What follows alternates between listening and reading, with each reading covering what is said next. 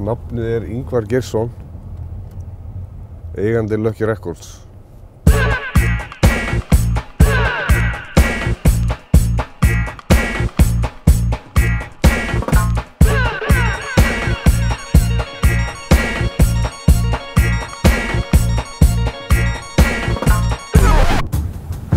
Ég fæddur 1973, svo getið þið reiknað það bara.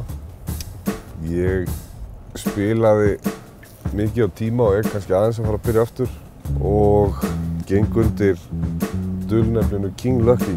Það konganefið. Nei, þetta svona einhver orðleikur bara með King Tubby og Prince Jammy. Þetta byrjaði, það svolítið langt síðan þetta byrjaði. Hvað leika sér með þetta? Nú er þetta það sem maður setur upp maður spilar. Ég flutti til Svíþjóðar þegar ég var 10 ára. Ég var 9 ára basically þegar ég kem hann út 83 og þá byrja rosa mikil hip-hop menning hann úti og við stór hópur af krökkum vorum allir breykandi eða graffandi eða spila plötur og ég komst á því að það var ekki fyrir mig breykið inn í graffið. Byrja hann kannski 13 ára eða eitthvað að kaupa hip-hop og svo 14-15 ára fyrir maður að kaupa alls konar stöf, solofunk og jazz og fikta í, bara spá í hvað við vorum að nota í bakgrunnin og mikið bara svona Run DMC, Public og elektro-tímabilið gamla og svo var maður alltaf tíður gestur í plötubúðum úti, mikið af flottum búðum og því ég flytt svo heim hérna árið 2000, það var bara svo lítið í boði hérna. Þruma var með eitthvað svona en ég var farin að kaupa svo mikið solofunk og svoleiðis stöf að úrvalið var lítið í því. Svo ég ákvað bara að reyna að betrumbæta úrvalið. Byrjaði þess ekki 2004, 2005 eða eitthvað sem ég byrjaði niður í Porti. Ég verði edrú þarna 2004, þá allt í einu breyttist mjög margt hjá mér. Verði pabbi þarna líka 2003 og þá bara breyttist líf mitt til hins betra. Búinn að vera mikið í neyslu og rugli bara í öll ár og fór að geta einbeitt mér að áhugamálinu mínu, tónlist og plötum. Ég byrjaði með einhverja 10 kassa kannski eitthvað niður í Kólaporti. Svo bara mánuð setna þá kaupi ég út eitt gæja sem var alveg fyrir mitt Kólaportið. Keypti út hann og alla plöturnar hans og við komin á það besta stað í portinu og bara frekar fljótlega eftir það fór ég að panta mitt stöf, innblasta alls konar Blue Note og solofunk-plötur og hip-hop-endurútgáfur og bara svona stöf sem var aldrei í boði hérna og kom aldrei innotað og maður langaði að geta boðið upp á. Ég keypti líka rosa mikið prívat þarna og var ofta að kaupa því ég var að kaupa fyrir mig, kippa með alls konar plötur sem ég vissi voru flottar og úrvalið verður mjög fljótt svona niður frá bara mjög öflugt úrval í jazzi og solofunki og svo byrjaði ég að kaupa, því keypti ég nokkrum sinnum í tonnavís erlend frá 10 til 15 plötur bara óséð sem kom á einhverjum brettum og þegar skammtið 2 og 3 var komið að því og það komst maður alltaf inn í, ég var að leigja alls konar geymslur og geymslurnar voru bara með 80 fermetra geymslu á Granda sem var bara stöppuð og ég var með 25 fermetra geymslu heima og hún var líka alveg bara sneisafull og allt dótið sem var í sölu. Ég var bara að vinna mikið úr því á þessum stöðum og fór með það niður yfir og svo var þetta bara mjög mikið. Ég var maður var að leigja 10 fermetra pláss niður í Porti og maður langaði að geta verið með breiðar úrval af 12-tómum og af alls konar dótið sem satt bara í geymslunum. Einmitt þegar hrunið kom hérna, var ég fastri vinnu upp í Herrahúsi og ákvað bara að hætta því. Sleppti bara alveg svona tökunum og það var svolítið erfitt, þá átti ég 2 syni, konan mín var ólétt með dóttur minni. Það var svolítið erfitt að sleppa fastri vinnu og fara að gera þetta fulltime en ég stökk hérna bara á þetta og svo bara þetta búið að vinda upp á sig síðan þá. Það pláss var orðið líka alltaf lítið eftir 3 ára eða eitthvað og þá kemst ég í þetta nýja pláss sem að dugar einhvern next tíma viðbót. Það alveg 300 fermetra pláss og ætti að geta keypt öfluglega í einhver ár allavega án ég sprengið utan á mér. Yes. Okay. Bye.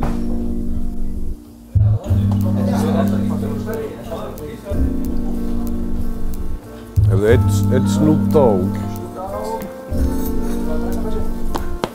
Það Ég náttúrulega, ég vill að búðin virki sem menningarstöð fyrir fólk sem bara hefur gaman að tónlist, áhuga á tónlist, þeir sem að kaupa sér ennþá tónlist.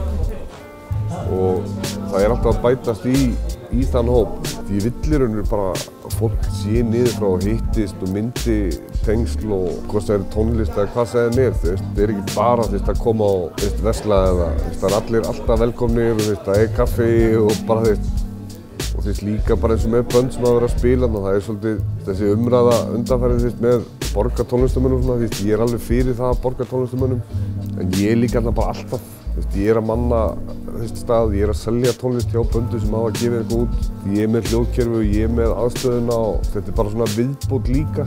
Ég ekki að taka inn bönd til að fylla upp eitthvað tómarúm eða reyna að selja fleiri plötur eða ég að taka inn bönd bara fyrir þá sem að hana til að gera skemmtilega bara fyrir þau að vera hana og bara plattform fyrir óþekkt bönd að spila og geta spila og það svolítið öðruvísi, kannski svona konsept í búðinu en annar staðar en svo getur vel verið núna þegar nú fara að loka fyrra kvöldin eins og með daginn þegar Dylan-tónleikarnir voru það var rukkað inn sem maður fer það bara í bandið maður gerir fleiri svoleiðis dæmi helgar eða kvöld eða eitthvað ég hef alltaf til dæmis keypt með vín ég hef alveg downloadað og notað það format líka og það bara hjá mér það bara eingöngu til þess að finna út hvað ég ætla að kaupa mér fyrir mig einhvern veginn þá ég vill eiga það sem að mér finnst flott. Það náttúrulega orðin svaka breyting á því. Þegar ég byrjaði niður í Kólaport, það var enginn eiginlega að gefa út á vínyl nema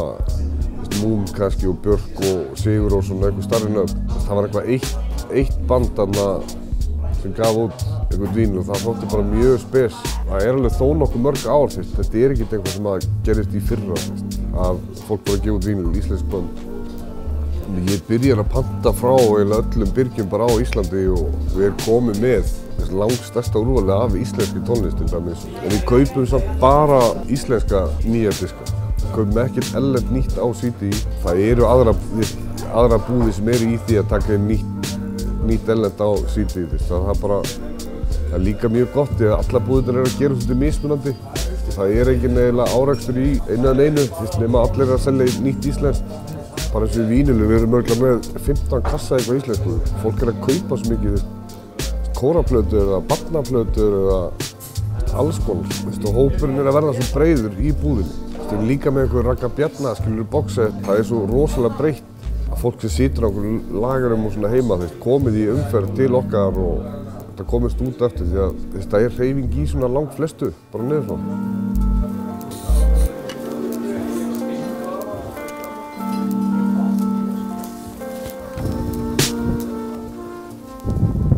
Það geðveikt að fá sér eitt snúp. Heima hjá mér ekkert stöff sem að ekki innum stílum sem ég fíla og safna, ég veit ekki alveg, þetta bara svona einhvers konar lotning en auðvitað þetta líka einhvers konar nörda safnara. Það svo margir sem safna kannski bara einni hljómsveit. Ég seldi með einu Tubular Bells með Mike Oldfield og gæðin sem keypti hana hann átti 150 útgáfur af Tubular Bells og maður finnst þetta svolítið sick en svo var ég sjálfur kannski á þeim tíma með 20.000 plötur eða eitthvað og einhvern veginn flokka sig eðlilegan. Ég hef alveg fengið spurninguna oft bara af hverju þetta kaupa allar þessar plötur en nú maður náttúrulega komið líka með outlet til að selja þetta og einstist þetta maður fór oft í búðirnar og alltaf í búðunum úti það var maður alltaf að hitta eitthvað maður vissi meira eitthvað og maður var alltaf að læra eitthvað sem maður til dæmis í dag kannski þrátt fyrir að fólk geti alveg lært á netinu lærist bara ekki sama það þetta personal tengingin dettur út.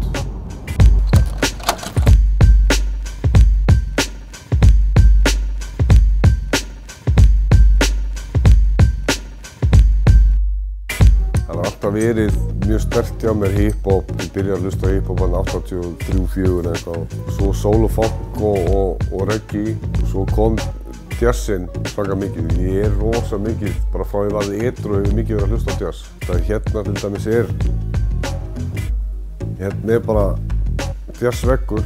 Ég ofta að spila bara hérna heima og bara ligga og slaka á og hlusta á einhvern flottan jazz. En þetta líka, þetta eru ennþá sumi stílarnir. Það hip-hop og það soul-funk og reggae og jazz og heimstónlist og latin, dot og bluesin, gammal blues og það basically bara svört tónlist. Það þrátt fyrir að sé fullt af hvítu listamönnum, þá þetta kannski, maður segja kannski svartir stílar upprunalega eða eitthvað. Það einmitt gaman að sjá þegar maður byrjar að hlusta á hip-hop. Ég er alveg uppi allt annað, pabbi hlustaði bara rock og hip-hopið einhvern veginn búið að gefa manni margt annað. Maður hefur kynnst svo mikið annarri tónlist bara út frá hip-hopi. Það nú málið, ég held svakalega mikið upp á þetta allt og það verður flókið ferli sem að fara af stað með að minnka þetta helming. Það bara nánast ógeranlegt, en ég ætla bara að vera mjög harður í að minnka þetta. Ég þarf ekkert að minnka þetta, en ég veit ekki hvenær eiginlega þetta hættir, en mjög mikið af nýju stöffi var ekkert flutt inn bara frá kannski lok 90 til upp að 2010 eitthvað slúst. Það mjög stórt gat þarna í þessum stærstu stílum, rock og poppi og eitthvað svona venjulegri tónlist. Ég held að líka í dag, þegar það orðið miklu sterkara líka, skífan, Boldonar, Smekklesa, hljómsýn, það allir að taka inn bara nýtt stöf, með hluti sem fólk að heyra í útvarpinu og hvort það eru úlingar að kaupa Sam Smith eða bara alls konar. Það rosalega mikið verið að gefa út. Ég held að þegar skífan lokar á lögunum og allt þetta, það var engin árekstur okkar á milli. Ég var bara með eitthvað pínu lítið á þeim tíma af íslensku. Áherslurnar allt öðruvís. Þeir meira í nýju, bara svona contemporary útgáfu mikið og endurútgáfur. Þeir hætta á lögunum, hagnast kannski 12-tónum og Smekklesu, maður voru svolítið sterkar í þessum sömu áherslum og þeir á sínum tíma. En núna, þeir voru svo í minni búð á lögunum og hættu henni, auðvitað kemur einhvað af þessu fólki til manns. En þetta líka svolítið á heimsvísu. Það eru búðir sem að selja DFD og Blu-ray og geisladiska og svona. Þetta ofta loka. Það bara svo miklu minna að gera en var. Og ég held, ég líti ekki á neitt sem samkeppni. Þetta bara allt bara gott fyrir landið og tónlistarmenninguna bara yfir höfuð. Að sé bara sem mest úrval. Það sem að Sævar hefur selt einhverju greiðinu þetta á 2000 skall. Killa Army 12-tóma í ruglinu. Þetta á 500 kall hérna frammi, bara toppstandi.